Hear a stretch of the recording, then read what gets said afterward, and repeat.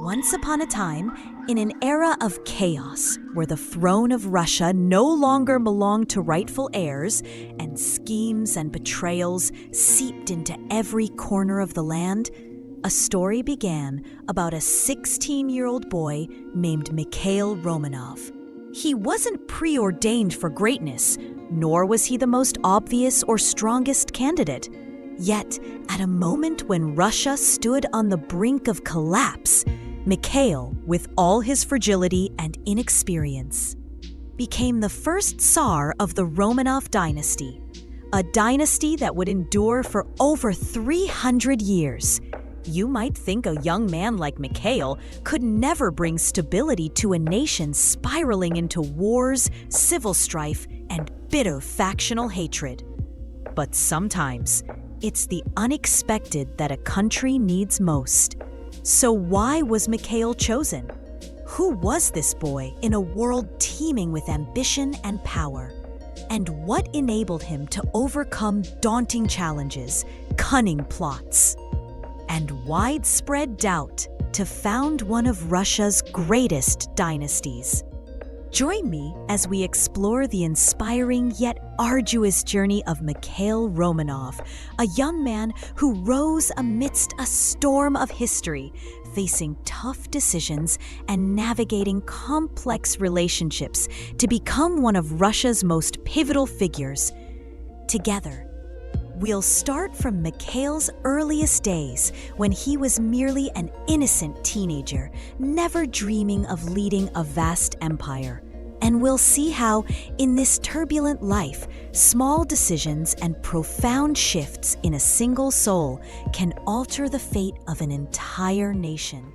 Imagine living in an era where the throne of your country is no longer passed down through rightful heirs, where every decision of the ruler could ignite a new war, and where political schemes unfold right within the palaces, before your very eyes.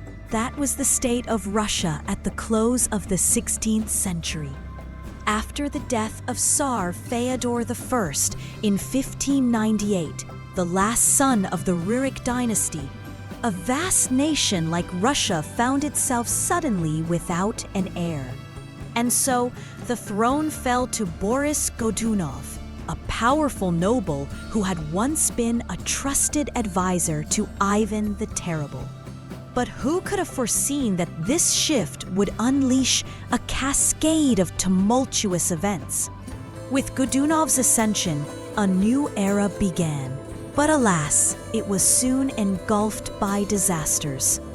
From 1601 to 1603, a catastrophic famine claimed thousands of lives, and the situation grew even graver when a pretender, false Dmitri, emerged claiming to be the surviving son of Ivan the Terrible. Thus, while the nation withered from starvation, rival factions vied for power, plunging Russia into deeper chaos.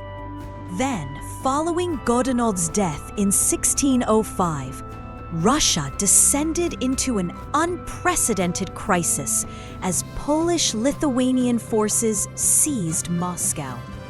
The image of Moscow under foreign occupation in 1610 could send shivers down anyone's spine. But just when all seemed lost, a resistance movement led by Prince Dmitry Pozharsky and Kuzma Minin erupted, liberating the capital in 1612. In the aftermath, the Zemsky Sobor, the council tasked with electing a new czar, did something unthinkable. They chose a 16-year-old boy, Mikhail Romanov, to ascend the throne as czar in 1613. So how did a teenager with so little experience come to claim the throne in such a chaotic time? Sometimes, in life, the most turbulent moments create opportunities for ordinary individuals to rise. Mikhail Romanov, with all his naivety and shortcomings, stands as proof that in the darkest times, we can seize unexpected chances. His surprising selection breathed new life into Russia, bringing an end to a period of profound instability. The reason Mikhail became Tsar wasn't because he was the most prominent candidate, but because he was a compromise among rival factions. You see, at that time, there was no clear frontrunner for the throne. Mikhail wasn't a wealthy or powerful leader, but he had one unique advantage others lacked: a distant connection to the Rurik dynasty, the family that had ruled Russia for centuries. This tie came through his grandmother, and it was precisely why he was chosen. He had no complex political alliances or a long list of enemies, which allowed him to serve as a unifying figure among Russia's divided societal groups. What's remarkable, though, is that Mikhail never imagined he'd become Tsar. While living in hiding with his mother, Xenia Shestova, at a monastery, the Romanov family had no inkling they'd return to Moscow's spotlight. When the news reached Mikhail, he was terrified. Can you picture it?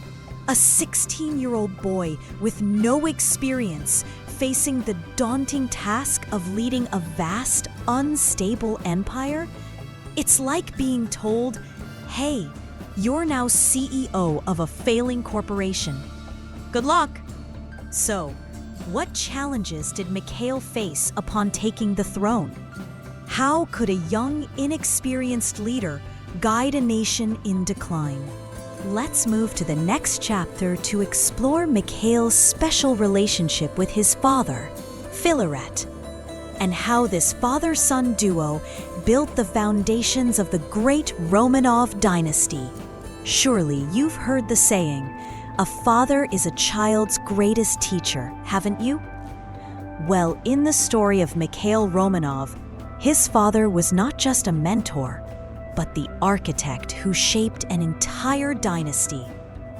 However, the tale of Filaret, Mikhail's father, is no ordinary fatherly story. In fact, one could argue that Filaret was a co-ruler alongside Mikhail, even if he operated from the shadows of the court.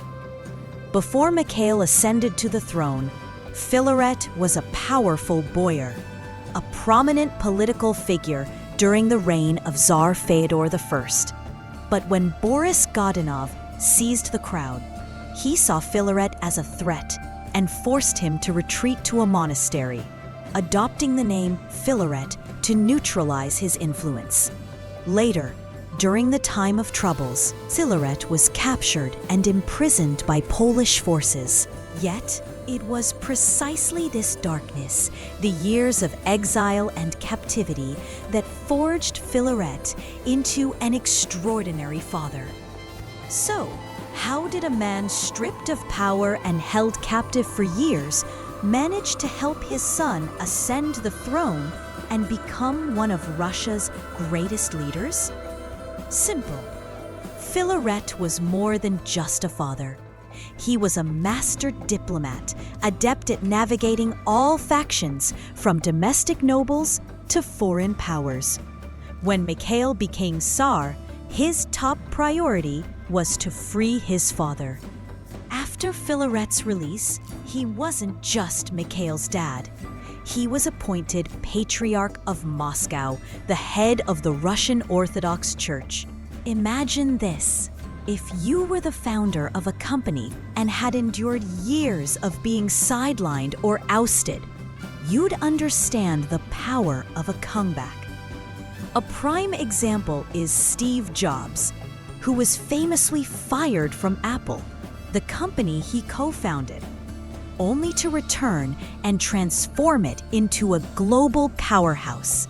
Similarly, Filaret, like others who rise from setbacks, emerged stronger than ever. The relationship between Mikhail and Filaret was truly unique. Though Mikhail was Tsar, his father was the one steering the ship, managing everything from foreign policy to military affairs. At just 16, Mikhail was too young and inexperienced, while Filaret brought a wealth of political savvy from his long career. Mikhail leaned on his father to stabilize the dynasty, and it was Filaret who laid the critical foundations for the Romanov legacy. So without Filaret, could Mikhail have succeeded in those early years? Almost certainly not. But after Filaret's death in 1633, what could Mikhail do to maintain that stability? Stay tuned for the next chapter, where we'll explore Mikhail's life and journey after losing his formidable father. If you thought becoming Tsar was the only challenge Mikhail Romanov faced, think again. A Tsar didn't just grapple with politics, wars, and conspiracies. He also faced a trial no less daunting: choosing a wife. And no, this wasn't a sweet love story like you might imagine. In fact, Mikhail's marriages were anything but simple, serving as a perfect example of how the blend of politics and love can be complex and downright messy. Initially, Mikhail set his heart on marrying Maria Ivanovna Klopova, a woman he deeply cared for. The two shared a close bond, and Mikhail genuinely wanted her as his bride. But there was a problem. His mother, Zhenya Shestova, disapproved. She believed Maria wasn't prestigious enough to bolster the Romanov dynasty's power.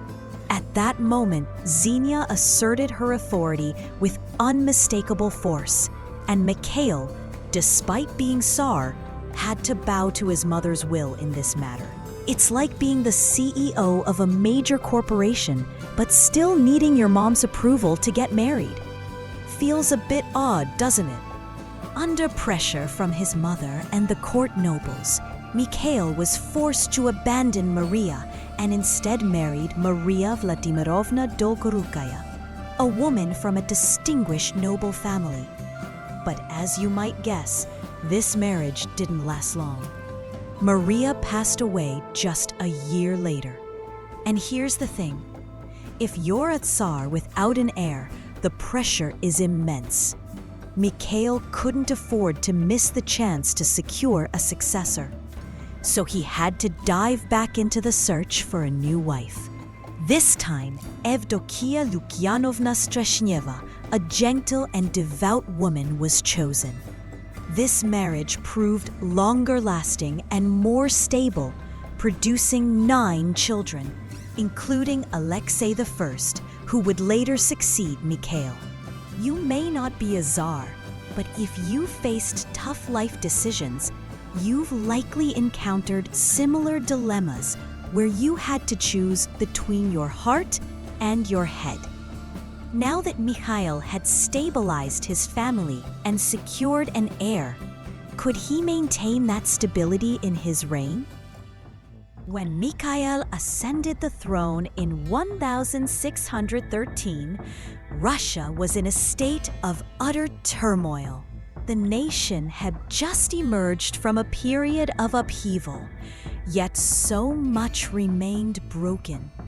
Wars, court intrigues, famine, and even foreign interventions. Through resolute leadership, building a robust government, and reconciling rival factions, he created a solid foundation for the Romanov dynasty, which endured for over 300 years.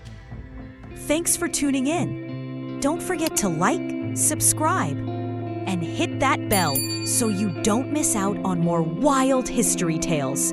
Catch you later.